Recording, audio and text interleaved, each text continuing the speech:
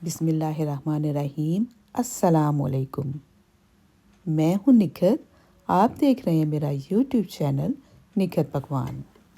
मेरी रिक्वेस्ट है कि चैनल का विज़िट करें। अगर आपको पसंद आए तो सब्सक्राइब करें, लाइक करें, शेयर करें, कमेंट्स करना ना भूलें। शुक्रिया। आज आप देख रहे हैं बहुत ही मज़ेदार दाल के बड़े तैयार हो रहे हैं।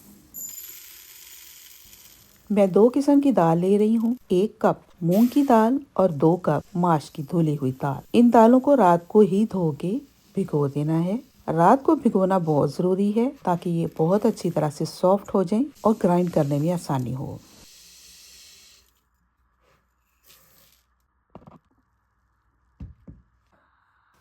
तो दाल बहुत अच्छी तरह से भीग चुकी है। इसका सारा पानी मैंने निकाल दिया ताकि मुझे अंदाज़ा हो कि पानी कितना डाला जाएगा।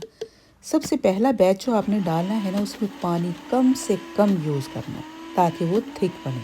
उसके बाद फिर आप आराम से थोड़ा थोड़ा पानी डाल के इसको बहुत अच्छी तरह से ग्राइंड कर लें।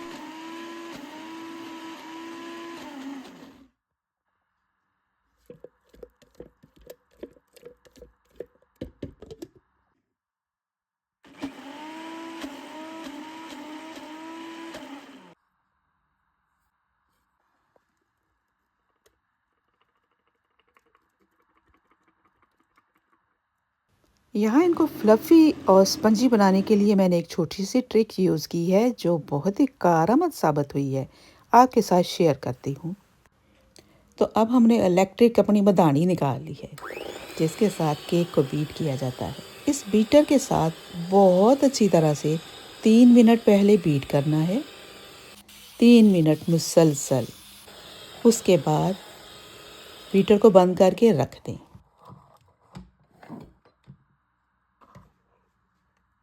उसके बाद फिर से 4 से 5 मिनट बीट करें और फिर रेस्ट दें। इसी तरह से 2 से 3 दफ़ा आपने करना है। बीट करना है, रेस्ट देनी है, बीट करना है, रेस्ट देनी है, रेस्ट देनी है, रेस्ट करनी है। और ये टेक्निक है जिससे हमारी दाल जो है वो रुई की तरह नरम, बादल की तरह फ्लफी और हल्की हो जाएगी। ग्राइंड कर लिया। अब इसमें नमक, अजवाइन, ज़ीरा और भी कुछ आप डालना चाहते हैं, जैसे चिली फ्लेक्स है, रेड चिली पाउडर है या काली मिर्च है, जो मर्ज़ी डालें आप। थोड़ा सा इसको बीट करेंगे मिक्स करने के लिए। अब ये बिल्कुल रेडी है। चेक करते हैं। पानी का 1 कप लिया, उसमें थोड़ा सा बैटर डालेंगे और ये टेक्निक सभी बताते हैं और ये बेहतरीन टेक्निक है जानने के लिए कि दाल बहुत अच्छी तरह से बीट हो चुकी है, इसमें हवा भरी जा चुकी है। जब पानी में डालेंगे तो वो ऊपर तैरेगी। अब ये रेडी है फ्राई करने के लिए। अगर ये नीचे बैठ से ना बैटर, तो उसका मतलब है कि अभी ये रेडी नहीं है, दोबारा से बीट करना है। बहुत अच्छी तरह से बीट हो चुकी है और इसका टेक्सचर व्हिपिंग क्रीम की तरह से फूल चुका है। अब इसको फ्राई करते हैं। कढ़ाई में तेल काफ़ी सारा डालें कि जिसमें ये डीप फ्राई हो। इस तरह 1 चम्मच लेना है अगर आपने बड़े चम्मच से बनाने हैं, बड़े बड़े बड़े बनाने हैं। और मैं ये देख रही हूँ कि मैं अगर स्पैचुला यूज़ करूँगी तो शायद ये गोल गोल बनेंगे। काफ़ी बेहतर बने थे। अच्छा आइडिया था ये। ऑयल जो है वो ठंडा नहीं होना चाहिए। अगर ठंडा होगा तो हमारे बड़े सारा सोक कर लेंगे ऑयल और ये वज़नी से हो जाएंगे। जब बड़े डालेंगे तो तेल ना बहुत ज़्यादा गर्म हो ना ही ठंडा हो। डालने के बाद जब एक तरफ से सिक जाए तो फिर इसको उल्टा कर देना है। फिर जब दोनों तरफ से सिक गए हल्के हल्के से, फिर आपने आंच को हल्का कर देना है और फिर अंदर तक अच्छी तरह से इनको पका लेना है कि कच्चे ना रहें। और इस तरह एक छलनी में निकाल के उस छलनी को गरम तवे के ऊपर रख देंगे अगर, तो वो जितना ऑयल होगा वो सारा निकल जाएगा। अब हाथ के साथ छोटे छोटे से डालें, ये बहुत ही बेहतरीन होते हैं। अंदर से बड़ों से ज़्यादा फ्लफ़ी और जालीदार होते हैं। ये बड़ा वाला मैंने आपको तोड़ के दिखाया है, लेकिन छोटे जो हैं वो इससे भी ज़्यादा फ्लफ़ी होते हैं और बहुत ही नरम और मुलायम बने थे। बगैर बेकिंग पाउडर, सोडा या इनो के नहायत ही ज़बरदस्त बड़े बन के तैयार हो गए थे। इन सब को मैंने फ्रिज में रख लिया। अब रेडी करते हैं एक ट्रे। उबले हुए आलू कटे हुए उसमें डालेंगे प्याज, टमाटर, सब्ज मिर्च, खीरा, सैलेड के चंद पत्ते।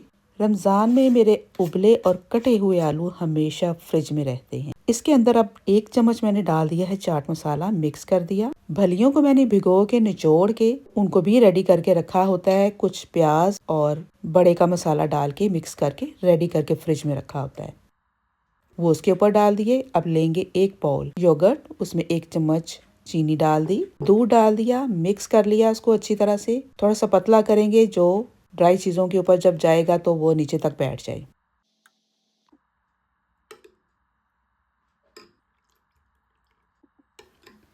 इस मीठे दही के बॉल को बड़ों के ऊपर उंडेल देना है, अच्छी तरह से ऊपर से कवर कर देना है। दही बड़ों में ज़्यादातर लोग आलू नहीं डालते, लेकिन अगर आप डालेंगे एक लेयर जैसे मैंने डाली है तो इससे जायका मुनफरिद हो जाएगा और सबको पसंद भी आएगा।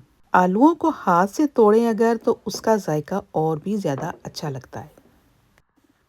अब बारी आ गई है मीठी चटनी की। मीठी चटनी ना हो फिर तो दही बड़े और चाट नामुकम्मल होती है। मीठी चटनी बना के रखा करें, ये ख़राब भी नहीं होती। इसको बनाने के बहुत सारे तरीके हैं। ये वाली मीठी चटनी मैंने इमरजेंसी मीठी चटनी का नाम दे के बनाई है। इमली का पानी लिया और 1 जार मैंने सस्ता वाला स्ट्रॉबेरी जैम का लेके उसको ग्राइंड कर लिया था। बस उसमें नमक मिर्च ऐड की और वो हमारी चटनी बिल्कुल रेडी हो गई, थिक थी। कुछ भी चीनी वगैरह भी डालने की ज़रूरत पेश नहीं आई। दही बड़े को नहायत खूबसूरत अट्रैक्टिव बनाने के लिए ऊपर छिड़क दें अनार के दाने। अब आखिरी टच है दही बड़ा मसाला का। मसाला छिड़केंगे, साइडों पे भी थोड़ा सा अंदर छिड़क देंगे, सेंटर में कोई भी ग्रीन पत्ते लगा दें। सब्ज़ मिर्च है तो वो रख दें, पुदीना या धनिया थोड़ा सा काट के रख दें। डेकोरेट करना है आपने कैसे भी कर सकते हैं, आपकी मर्ज़ी है। तो ये हमारे दही बड़े तैयार हो गए, बहुत ही मज़ेदार, स्पंजी, सॉफ्ट और क्रीमी।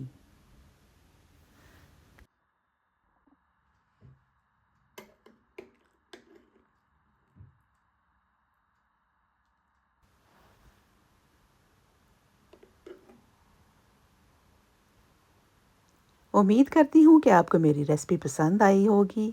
पसंद आई तो लाइक ठोक दें। अल्लाह हाफिज़।